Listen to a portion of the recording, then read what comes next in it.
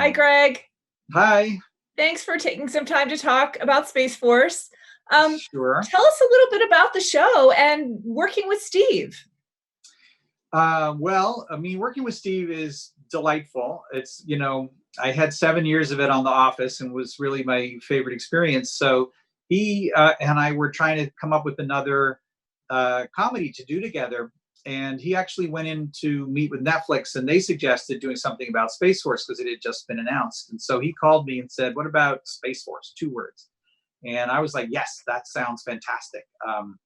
So we started meeting and we were inspired by the thought of taking this military general who had spent his entire career going up the ranks in the Air Force and then giving him this incredibly audacious goal, which is boots on the moon by 2024, which is maybe a little implausible, but a big goal, and something that would require him to negotiate with all these different outside the military types of people, like the scientists, the politicians, the media, and just be outside of his comfort zone. So we came up with this guy, General Mark R. Naird, and he's very inflexible, man of integrity, who is being forced to be creative in this new role.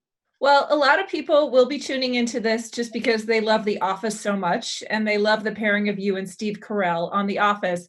What can you tell fans who are tuning in for that? Is this just The Office in another setting? Well, I think people had this expectation before the trailer came out that this was a mockumentary like The Office, but set on a spaceship. And that's really not what the show is. The show is, it's set on Earth. It's about this new military branch. And the look of it and the feel of it is very different from The Office. It's very filmic. And, we got a wonderful cinematographer, Simon Chapman. We have beautiful music by Carter Burwell with the full orchestra. So the feel of it is more like a funny Apollo 13 movie, I think, if there's any thing to compare it to. But still, I feel like the sense of humor is very Office inspired, and the fact that the ensemble are amazing comedy actors, and they're kind of being playful in the way of The Office should make people happy, I think, who like The Office. I did want to ask you, because you brought up the ensemble.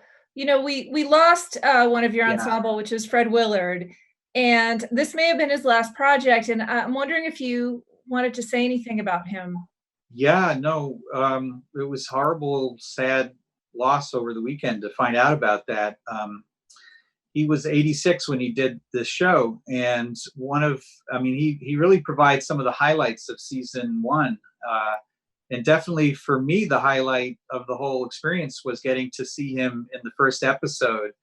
And he plays Steve's dad, and we wrote a funny thing about him, for him to do, and he did it great. And then, he was a legendary improviser. So at the end, when we had all the stuff we needed, we said to him, "Well, why don't you just do one, play around?" And he just came up with 4 or 5 minutes of the most inspired, brilliant comedy, such that when he was done, the entire crew spontaneously gave him a round of applause and like a standing ovation, which you never see. That they're always busy to get on to the next shot.